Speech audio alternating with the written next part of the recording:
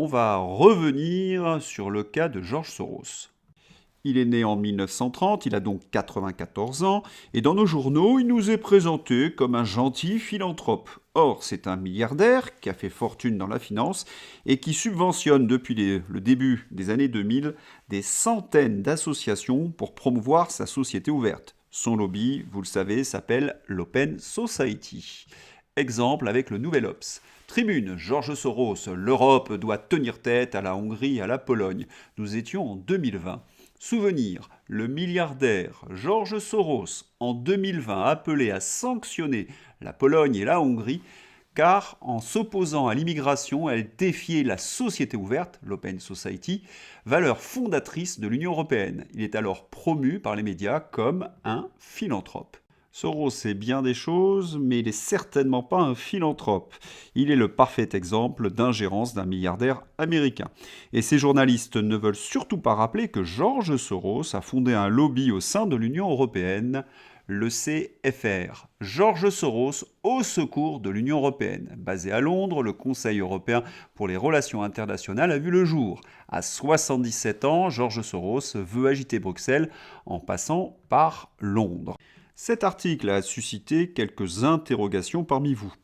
Hier, je revenais sur la fondation de l'ESFR, c'est-à-dire ce Conseil européen des relations extérieures, qui avait été mis en place par George Soros pour défendre ses intérêts en 2007. Soros avait donc 77 ans.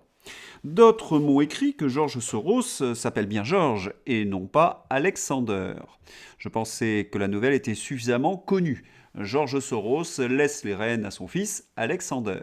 Le milliardaire et philanthrope américain de 92 ans, c'était il y a 2 ans, confie la présidence de son réseau de fondations à Alexander. L'héritier entend continuer à financer les politiques de gauche. Notez le terme pudique de gauche, il faut bien entendre l'extrémisme LGBT et la submersion migratoire. À ce titre, l'Open Society finance toute une série d'associations communautaires, comme le CCIF, l'Action droit des musulmans, la LAB, l'Alliance citoyenne, l'ENAR, qui est par exemple accusée d'être liée aux frères musulmans.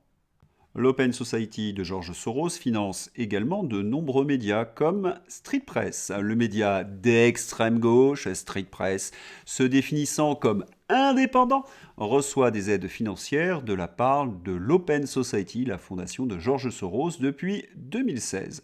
Et à ces médias, il faut également ajouter tous les relais de l'Open Society qui participent donc à l'influence de George Soros, comme Christine Ockrent et surtout Sylvie Kaufmann, la directrice éditoriale du Monde. Et bien sûr, tous ces journalistes ne le clament pas sur les toits. Oui, ils font cela en toute discrétion.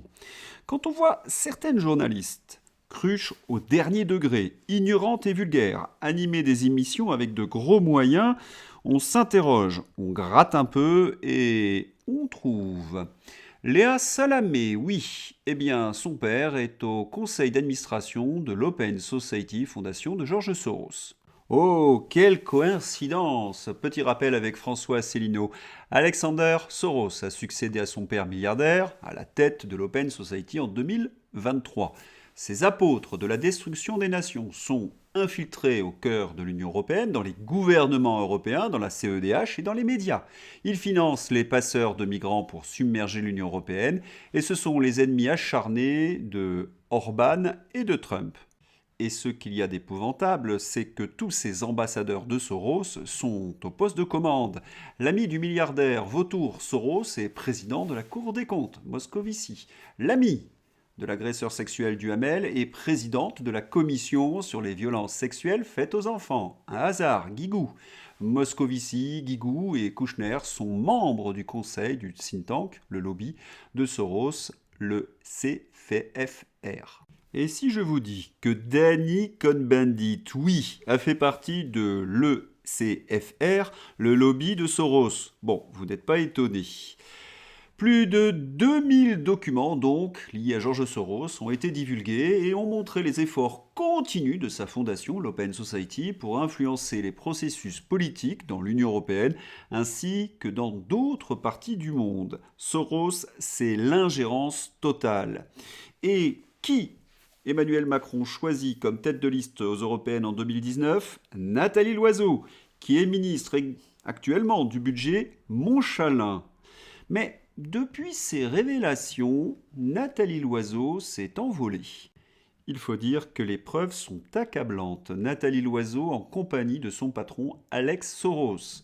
Alex Soros est manifestement content du travail de Nathalie Loiseau, car en 2023, il a déclaré à ses représentants de l'ECFR qu'ils étaient son meilleur investissement.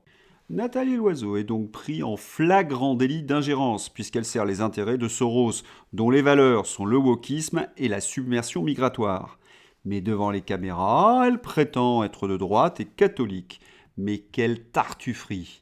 Dernier rappel sur Soros. Aux USA, il soutient les démocrates et il est l'ennemi acharné de Donald Trump. C'est la raison pour laquelle il a acheté plus de 200 stations de radio avec un potentiel de 165 millions d'auditeurs.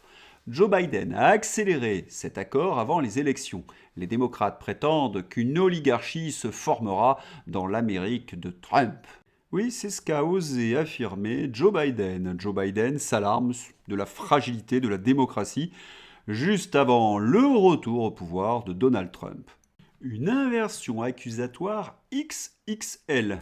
Mais un vent de liberté souffle sur l'Europe grâce à Elon Musk. Les rats quittent le navire, Nathalie Loiseau s'est envolée et Thierry Breton a pris la poudre d'escampette. Magnifique!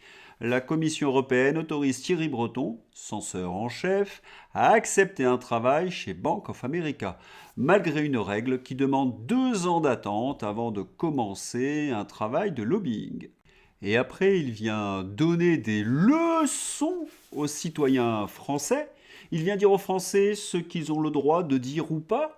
Mais quel degré d'indécence! Oui, Thierry Breton travaille pour les intérêts américains.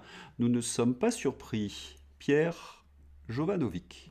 Comment reconnaître les agents au service d'un pays étranger? Simple, une fois qu'ils sont repérés, ils retrouvent immédiatement un poste dans une université américaine ou bien une banque américaine, comme Thierry Breton.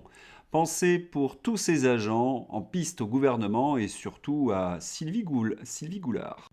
Nous avons la démonstration que tous ces politiques qui désirent ardemment la censure de X d'Elon Musk sont au service de Soros ou des intérêts du World Economic Forum. Mais revenons sur Thierry Breton.